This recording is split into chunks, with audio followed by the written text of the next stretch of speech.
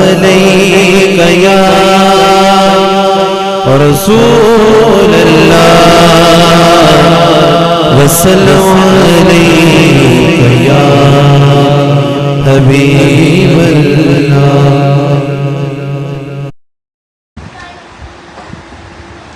جاہل بیت محمد پر بھیجتے ہیں درود، جاہل بیت محمد پر بھیجتے ہیں درود، اللہ ان کی عبادت کرتا ہے قبول، اور جو اہل بیت سے غفلت کی بھول کرتا ہے رب کعبہ کی قسم وہ 1000 سجدے کرے فضول کرتا ہے۔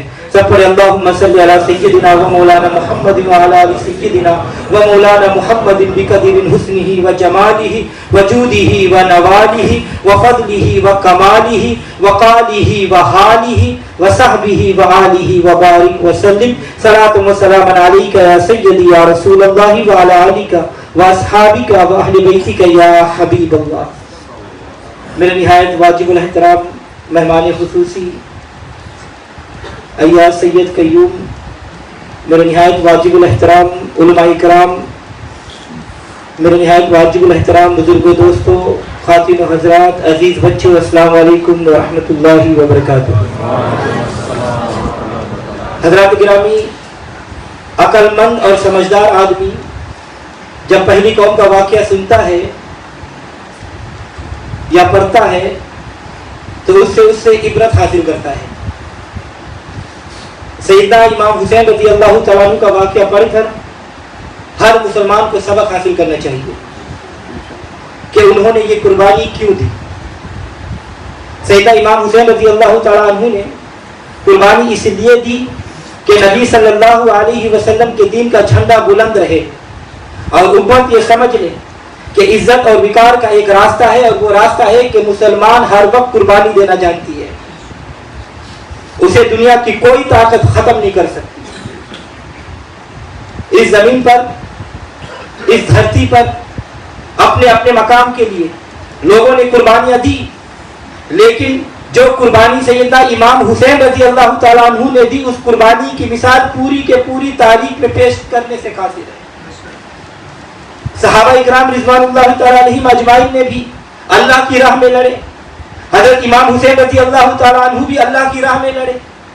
صحابہ اکرام کی لڑائیاں ان لوگوں کے ساتھ تھی جو کفار تھے، جو دین کے منکر تھے، لیکن سیدنا امام حسین رضی اللہ تعالیٰ عنہ سے لڑنے والے وہ لوگ تھے جو آپ کے نانا جان کا کلمہ پڑھتے تھے اور آپ صلی اللہ علیہ وسلم کے امتی کہلاتے تھے۔ تو ظاہر بات ہے کہ ایسے لوگوں کے مقابلے میں ڈٹ جانا یہ بہت بڑے مرتبے کی بات ہے۔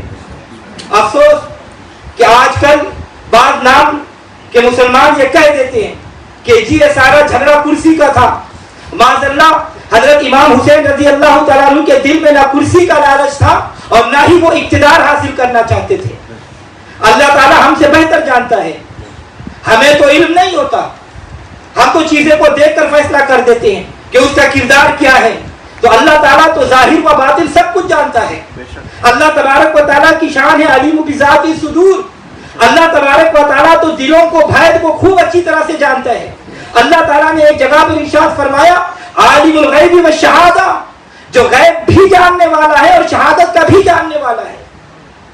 تو جو چیز کسی بندے کے دل میں آج سے 1000 سال پہلے تھی، میرا اللہ اس کو بھی جانتا ہے۔ تو اللہ تبارک و تعالیٰ قرآن پاک میں ارشاد فرماتا ہے انما یرید اللہ لیذھب عنکم الرجس اہل البیت ویطہرکم تطہیرا۔ اے اہل بیت، اللہ تو یہی چاہتا ہے کہ تم سے پلیدی دور کر دے اور تم کو اس طرح پاک رکھے جس طرح پاک رکھنے کا حق ہے۔ تو قرآن پاک بتاتا ہے کہ اللہ تبارک و تعالیٰ نے حضور صلی اللہ علیہ وسلم کی اہل بیت کو پاک کر رکھا ہے اور پلیدی سے بالکل محفوظ فرما دیا ہے۔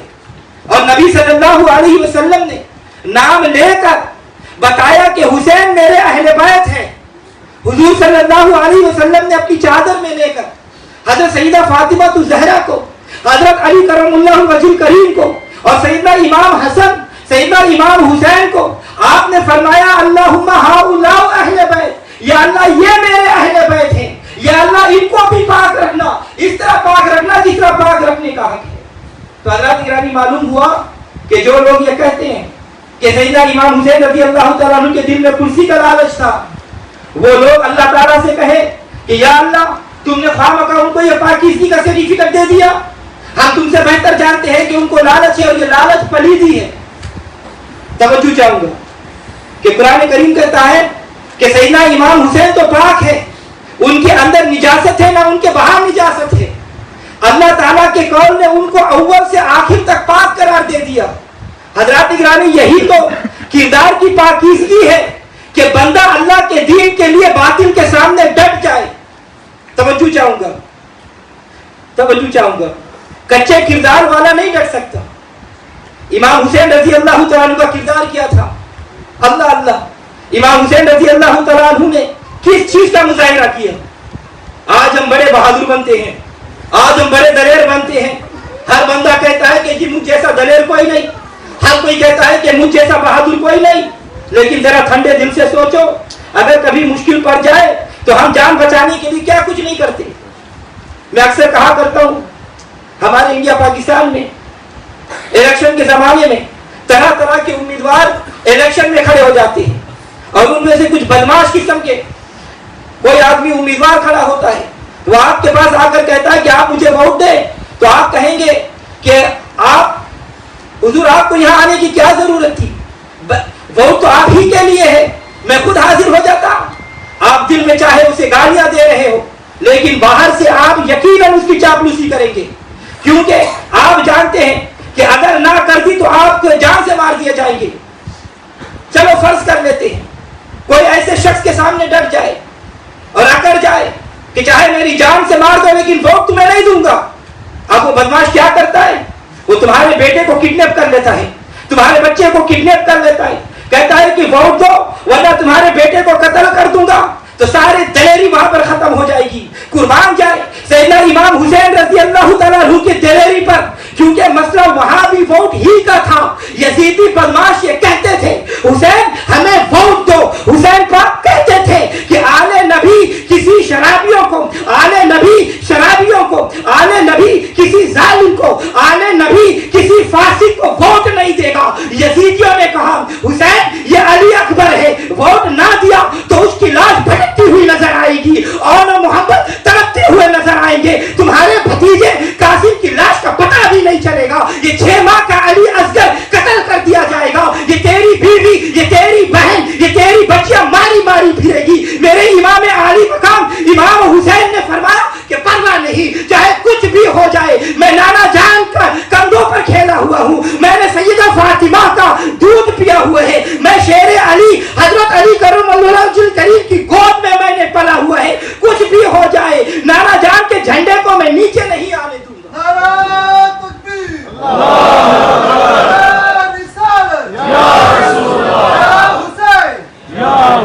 हज़रात गिरामी तवज्जो चाहूंगा, खास तौर पर अपने शमीम भाई की तरफ तवज्जो करता हूं। इमाम हुसैन रज़ी अल्लाह तआला अन्हु ने यही सबक दिया कि कुछ भी हो जाए दीन के लिए डट जाओगे तो तुम्हें अल्लाह दुनिया में भी इज्जत देगा और आखिरत में भी।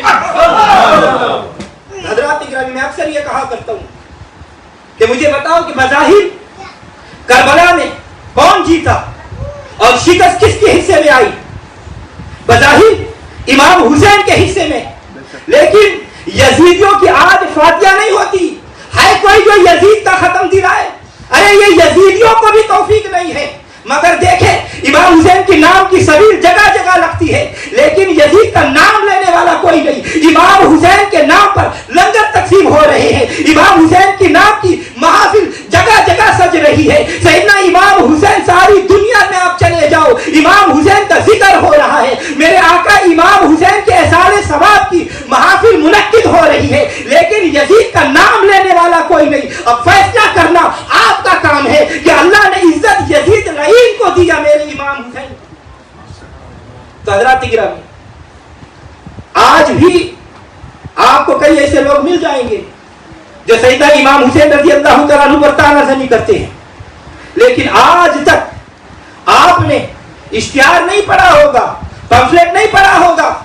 उर्स इमाम यजीद आप कहीं चले जाए, जगह जगह यौम इमाम हुसैन की इश्तिहार आपको नजर آئیں گے.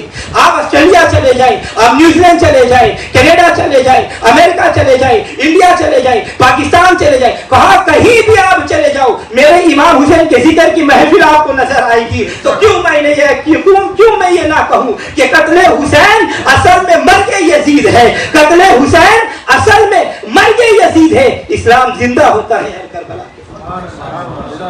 تو حضرات گرامی, اللہ تبارک و تعالیٰ کو یہ قربانی اتنی پسند آئی کہ جب امام حسین پاک کی شہادت ہوئی تو غم حسین میں آسمان پر دوپہر کے وقت آسمان پر ستارے نظر آنے لگے.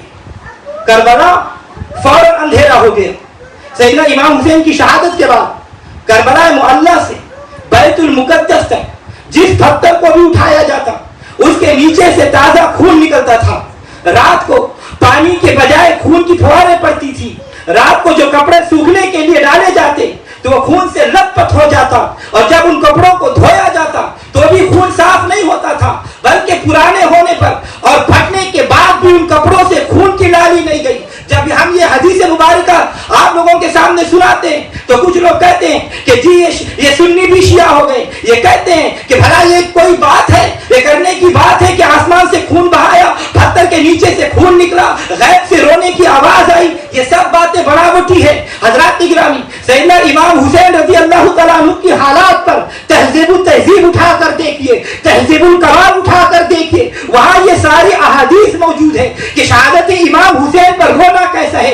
آئیے میں آپ کو قرآن پڑھ کے سناتا ہوں کہ نیک لوگوں کے مرنے پر زمین بھی روتی ہے, نیک لوگوں کے مرنے پر آسمان بھی رویا کرتا ہے. اللہ تبارک و تعالیٰ نے جہاں فرعونیوں کا ذکر کیا وہاں اللہ تعالیٰ قرآن پاک میں ارشاد فرماتا ہے فما بکت علیہم السماوات والارض. فرعونیوں کو مرنے پر نہ تو آسمان رویا اور نہ زمین روئی. جب یہ آیت مبارکہ نازل ہوئی تو صحابہ اکرام نے عرض کیا یا رسول اللہ صلی اللہ علیہ وسلم, اس سے پتہ چلتا ہے کہ یہ فرعونی چونکہ بڑے برے کردار کے لوگ تھے, اس لیے کہ ان کے مرنے پر نہ زمین روئی نہ آسمان رویا. حضور صلی اللہ علیہ وسلم مبارک نے ارشاد فرمایا ہاں اللہ کے بندو, جب بھی کوئی نیک آدمی مرتا ہے تو اس کے مرنے پر زمین بھی روتی ہے, اس کے مرنے پر آسمان بھی روتا ہے, زمین بھی رو رو کر کہتی ہے یا اللہ یہ تیرا بندہ مجھ پر نیکیاں کیا کرتا تھا, یا اللہ یہ بندہ مجھ پر بیٹھ کر تیری بارگاہ میں سر جھکایا کرتا تھا, یا اللہ یہ فوت ہو گیا ہے,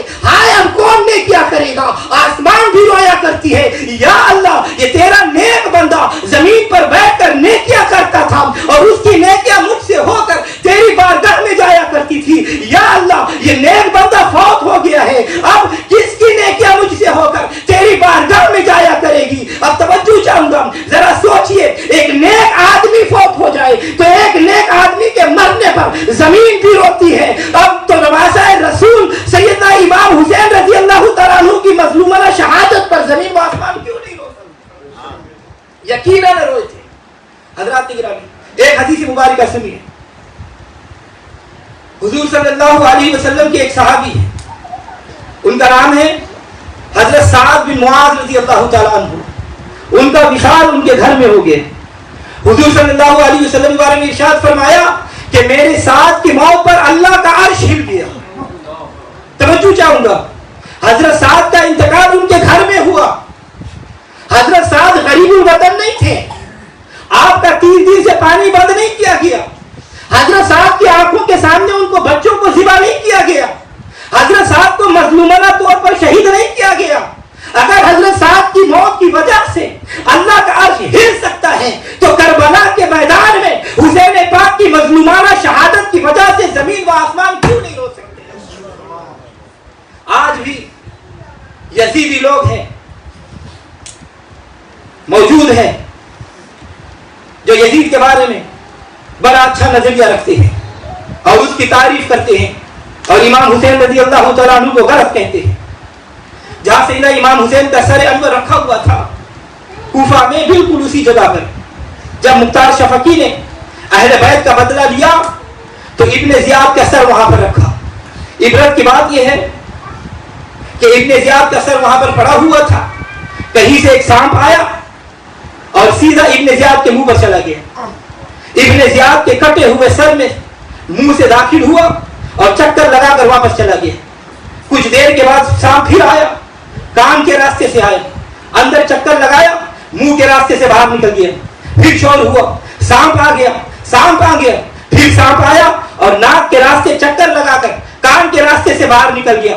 ये अल्लाह की तरफ से ऐलान था कि लोगों, एक सर तो नवासा रसूल इमाम हुसैन का था और एक सर जालिम इब्ने जियाद का है। सैयदना इमाम हुसैन के सर अक़दस से नूरानी शुआएं निकला करती थी और इब्ने जियाद जो कातिल और गुस्ताख के अहले बैत है उसके सर में सांप बसेरा करते हैं। इसीलिए मेरे सरकार आला हजरत अजीमुल बरकत मुजद्दिद दीन व मिल्लत शाह अहमद रजा खान फाज़िल बरेलवी रहमतुल्लाह अलैह आपके भाई फरमाते हैं, अहले बैत का जिक्र करते हुए हक अदा कर दिया कि तुमको मुर्दा नार का ए दुश्मनाने अहले बैत लानतुल्लाह अलैकुम दुश्मनाने अहले बैत बेअदब गुस्ताख फिरका को सुना दे ऐ हसन, यूं कहा करते हैं सुन्नी दास्तान अहले बैत। हजरत गिरामी तवज्जो चाहूंगा, दमिश्क की गलियां हैं, यजीदियों ने सैयदना इमाम हुसैन रज़ी अल्लाह तआला अन्हु के सर अक़दस को नेज़े पर उठाया हुआ है। यजीदी सर अनवर को उठाए हुए गलियों में चक्कर लगा रहे हैं ताकि लोग देखें और डर जाएं कि जिसने बगावत की चाहे वो खानदान रसूल का ही फर्द ही क्यों ना हो, उसका ये हशर है। सर अक़दस नेज़े की बुलंदी पर जा रहा था, एक मकान के अंदर से कारी कुरान तिलावत कर रहा था। सर अनवर जब कारी के करीब आया तो वो कुरान पाक की आयत पढ़ रहा था, हम हसीबता असहाबुल कहफी वररकीबी कानू बिल आयातिना अजबा। असहाब कहफ का वाक़या बड़ा ताज्जुब का वाक़या है, लेकिन इमाम हुसैन का वाक़या उससे भी ताज्जुब का बात है। अल्लाह तबारक व तआला रब्बे काबा की कसम, रब्बे मोहम्मद की कसम, इधर सर अनवर तिलावत करने वाले के करीब पहुंचा तो सर अनवर से आवाज आई,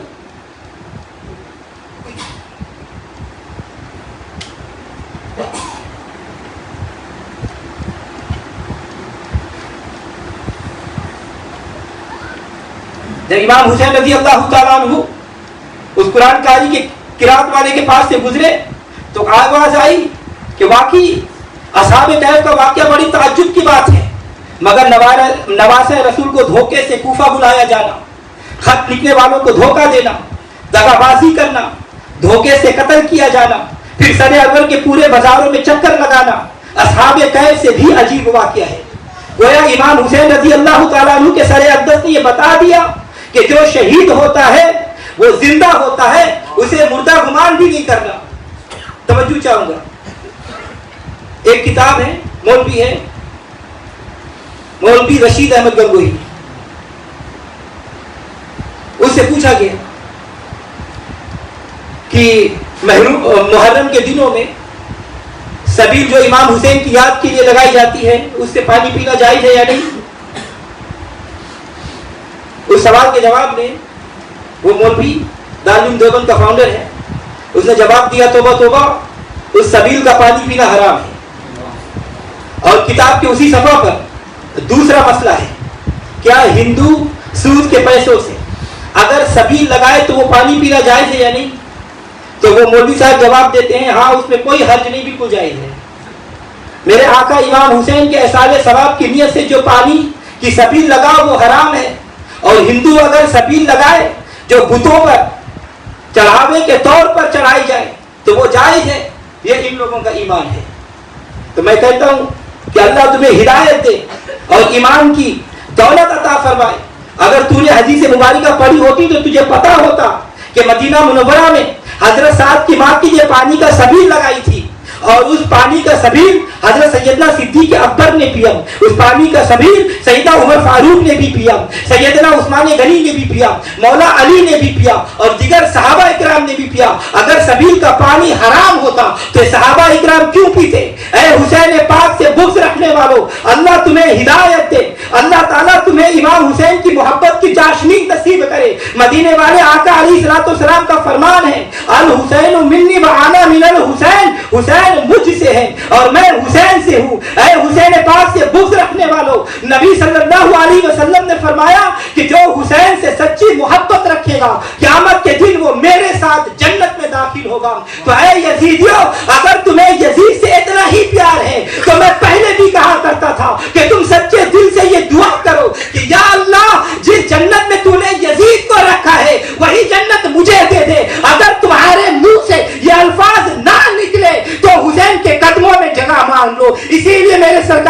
حضرت آپ مبارک فرماتے ہیں آج لے ان کی پناہ، آج مدد مانگ ان سے، آج لے ان کی پناہ، آج مدد مانگ ان سے، پھر نہ مانیں گے قیامت میں اگر مان گیا۔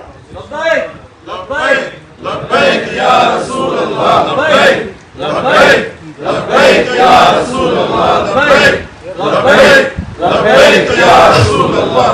حضرات گرامی، یزید کا صرف ایک ہی کرتوت نہیں ہے کہ اس نے امام حسین کو شہید کروا دیا۔ سیدنا امام حسین کی شہادت کے بعد جب مدینہ منورہ اور مکہ مکرمہ کے لوگوں نے بغاوت کر دی تو اس پر اس ظالم یزید نے ایک لشکر بھیجا اور اس لشکر کی قیادت ایک بدماش مسلم بن عقبہ کو دی۔ مسلم بن عقبہ یزید کے کہنے پر یزید نے کہا کہ جاؤ مدینہ کے لوگوں کو مزہ چکاؤ، 3 دن تک تمہارے لیے مدینے میں ہر کام کرنا تمہارے لیے حلال ہے۔ اور مسلم بن عقبہ لشکر لے کر مدینہ الرسول صلی اللہ علیہ وسلم میں داخل ہوا اور مدینہ منورہ میں رہنے والے صحابہ اکرام اور لوگوں کو شہید کروایا۔ اور یزید کے کہنے پر مسلم بن عقبہ نے 700 صحابہ اکرام کو شہید کرایا۔ تو حضرات گرامی، ظالموں نے 3 دن تک مسجد نبوی میں گھوڑے باندھے، مسجد نبوی میں 3 دن تک اذان دینے اور نماز ادا کرنے والا کوئی نہیں آیا۔ نبی صلی اللہ علیہ وسلم کی حدیث مبارکہ ہے جو مدینہ منورہ کے لوگوں کو ڈرائے اس پر اللہ کی لعنت ہے، اس پر فرشتوں کی لعنت ہے اور قیامت تک آنے والے لوگوں کی لعنت ہے۔ تو حضرات گرامی توجہ چاہوں گا، وہ جو مدینہ رسول کے لوگوں کو ڈرائے، مدینہ کے لوگوں کو ڈرائے اور اس پر اللہ کے فرشتوں کی اور تمام انسانوں کی لعنت ہے، تو جو مدینہ منورہ کے لوگوں کو شہید کرائے کیا وہ جنت میں جائے گا؟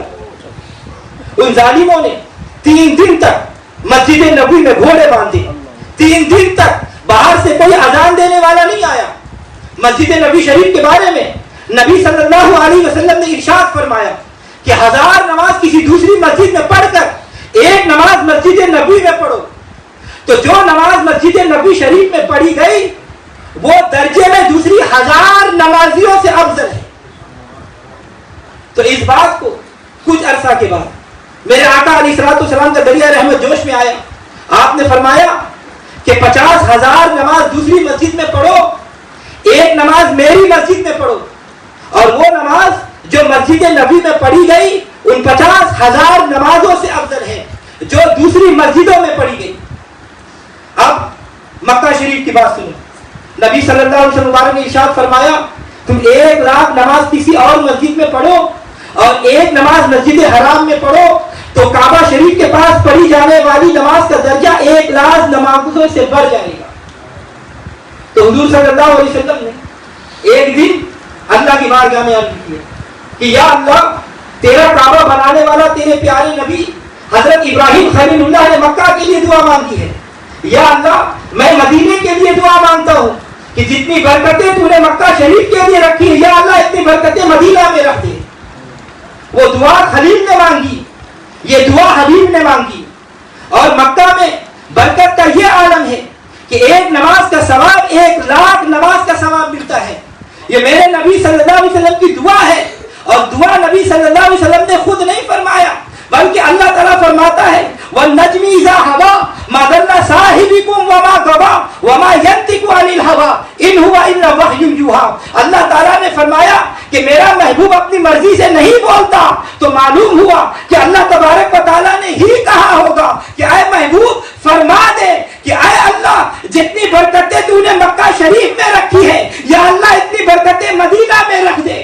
تو حضرات گرامی ابھی بات ختم نہیں ہوئی، نبی صلی اللہ علیہ وسلم نے فرمایا کہ یا اللہ وہ تیرا خلیل ہے، یا اللہ میں تیرا حبیب ہوں، یا اللہ انہوں نے مکہ کے لیے دعا کے لیے مانگی ہے اور میں دعا کرتا ہوں یا اللہ جتنی برکتیں مکہ شریف کے لیے رکھی ہے اس سے دگنی برکتیں مدینہ منورہ میں رکھ دے۔ تو اس سے یہ واضح ہوا کہ مکہ شریف میں نماز کے بدلے 1 لاکھ نماز کا ثواب ملتا ہے اور مدینہ منورہ میں ایک نماز کے بدلے میں 2 لاکھ نماز کا ثواب۔ حضرات گرامی مسجد نبی کی کتنی شان ہے، محبوب خدا صلی اللہ علیہ وسلم کی محبوب مسجد، یزیدیوں نے اس مسجد میں گھوڑے باندھے، وہ مسجد جہاں 70,000 فرشتہ صبح کو آتے ہیں، وہ مسجد جہاں 70,000 فرشتہ شام کو آتے ہیں. اور میرے سرکار اعلیٰ حضرت عظیم البرکت نے اس آستانہ کی بات کی تو آپ مبارک نے فرمایا کہ حرم کی زمین اور قدم رکھ کے چلنا، حرم کی زمین اور قدم رکھ کے چلنا، ارے سر کا موقع ہے اور جانے والا. اس مسجد نبوی میں یزیدیوں نے گھوڑے باندھے. مسجد نبوی میں آستانہ رسول کی بے ادبی کرنے والے کے بارے میں کیا خیال؟ یزید کے حامیوں کو ذرا غور کرنا چاہیے. حضرت سعید بن مسیب جو معتبر تابعی ہے اور سیاہ ستہ کے مرکزی راوی ہے، آپ ارشاد فرماتے ہیں کہ یزیدی مجھے بھی قتل کرنے کے لیے آئے. جب وہ آئے تو میں اپنی جان بچانے کے لیے میں پاگل بن گیا. اور مسجد نبوی میں وہ آئے اور مجھے انہوں نے پاگلوں جیسی حرکتیں کرتے ہوئے دیکھا اور انہوں نے یزیدیوں نے کہا اسے چھوڑ دو، یہ تو کوئی پاگل ہے. تو سعید بن مسیب فرماتے ہیں کہ میں پورے 3 دن مسجد نبوی میں رہا مگر کوئی شخص اذان دینے کے لیے نہیں آیا. باہر سے کوئی نہیں آیا، کوئی بندہ نماز پڑھنے کے لیے بھی نہیں آیا. حضرت سعید بن مسیب رضی اللہ عنہ نے فرمایا کہ مجھے اللہ تبارک و تعالیٰ کی قسم جب نماز کا وقت ہوتا تو مجھے نبی صلی اللہ علیہ وسلم کے روضہ اقدس سے اذان کی آواز آتی، پھر جماعت کی بھی آواز آتی تھی. تو حضرات گرامی، یزید لعین کا ایک ہی جرم نہیں ہے کہ اس نے امام حسین کو دکھ دیا، یہی جرم نہیں کہ رسول اللہ کی آل کو ستایا. یزیدیوں نے تو مدینہ منورہ کو بھی ویران کر دیا اور اللہ نے بھی انہیں دنیا میں بھی عذاب دیا اور آخرت میں بھی ان کے لیے عذاب ہے. اور یہ یزیدی کمانڈر مسلم بن عقبہ کے پاس ایک بڑھیا عورت آئی. اس نے کہا کہ میرے بیٹے کو بے گناہ پکڑ لیا گیا ہے، خدا کے لیے اسے چھوڑ دو. مسلم بن عقبہ نے پوچھا تیرا بیٹا کون سا ہے؟ تو اس بڑھیا نے بتایا کہ فلاں ہے. مسلم بن عقبہ نے بڑھیا کے بیٹے کو بلایا، تلوار نکال کر اس کا وار کر کے گردن اڑا دی. اب غور کریں، جو شخص کسی ماں کی گود میں اس کے بچے کو قتل کر دے تو اس ماں کا کیا حال ہوگا؟ اس بڑھیا نے قسم کھائی کہ خدا کی قسم اے مسلم بن عقبہ، میں تیری لاش کو آگ لگاؤں گی. جب یزید پلید کے حکم کے مطابق مسلم بن عقبہ مدینہ شریف پر ظلم ڈھانے کے بعد مکہ مکرمہ کے لیے روانہ ہوا اور مکہ شریف پر چڑھائی کرنی ہے، راستے میں یہ ملعون مر گیا اور اس کی لاش کو راستے میں دفن کر کے لشکر آگے چلا گیا. اس بڑھیا کو لوگوں نے بتایا کہ تیرے بیٹے کا قاتل مر گیا ہے اور اس کی قبر فلاں جگہ پر ہے. تو اس مائی نے چند لوگوں کو اپنے ساتھ لیا اور اس ملعون کی قبر پر آئے اور ان لوگوں سے کہا کہ ان کی قبر کو مٹی کو کھودو کیونکہ وہ اس لاش کو جلانے کی قسم کھائی ہے. پھر اس نے اللہ سے دعا مانگی کہ یا اللہ مجھے بدلہ لینے کی قوت عطا فرما. جب اس کی قبر کو کھودا گیا تو اللہ کی شان دیکھ کر وہ حیران ہو گئے کہ ایک سانپ اس کی گردن پر لپٹا ہوا ہے اور اس کی ناک کی ہڈی پر ڈنک مار رہا ہے. لوگوں نے اس بڑھیا سے کہا کہ اسے اللہ تعالیٰ کی طرف سے تو سزا مل رہی ہے، مگر بڑھیا نے کہا میں نے قسم کھائی ہے کہ لازماً اس کی لاش کو جلاؤں گی. چنانچہ اس نے لاش کو جلا کر اپنی پوری قسم پوری کر دیا. تو حضرات گرامی، یہ تو اللہ نے اس دنیا میں سزا دی اور یزید کے حامیوں کے آخرت کے لیے سزا باقی ہے. گویا اللہ تعالیٰ کی طرف سے یہ اعلان تھا کہ رسول اللہ کی آل اور مدینہ منورہ پر ظلم کرنے والوں کا دنیا میں یہ حشر ہے تو آخرت میں کیا حشر ہوگا. اہل بیت پاک سے گستاخیاں بے باکیاں، لعنت اللہ دشمنان اہل بیت. ارے وہ ظالم جو اولاد رسول کا حیا نہ کرے، وہ ظالم جو روضہ رسول کا حیا نہ کرے، وہ ظالم جو غلاف کعبہ کو آگ لگائے، وہ ظالم جو روضہ رسول کے بے حرمتی کرے، وہ ظالم جو مسجد نبوی میں گھوڑے باندھے، وہ ظالم جو اہل مدینہ کو قتل کرے، وہ ظالم جو خواتین مدینہ کی بے حرمتی کرے، وہ بحکم مصطفیٰ اس دنیا میں بھی لعنتی ہے اور قیامت میں بھی لعنتی ہے. اللہ تبارک و تعالی ہم سب کو اہل بیت کے قدموں سے وابستہ رکھے. اللہ تبارک و تعالی ہم سب کو اہل بیت سے سچی عقیدت اور محبت عطا فرمائے. اللہ تبارک و تعالی ہم سب کو اہل سنت و جماعت پر قائم اور دائم رکھیں. اللهم اجعل في قلبي نورا وفي بصري نورا وفي سمعي نورا وعن يميني نورا وعن شمالي نورا ومن خلفي نورا ومن امامي نورا واجعلني نورا وفي عصبي نورا وفي لحمي نورا وفي دمي نورا وفي شعري نورا وفي بشري نورا وفي لساني نورا واجعل في نفسي نورا واعزمني نورا واجعل من فوقي نورا ومن تحت نورا. اللهم آتني نورا اللهم آتني نورا اللهم آتني نورا برحمتك.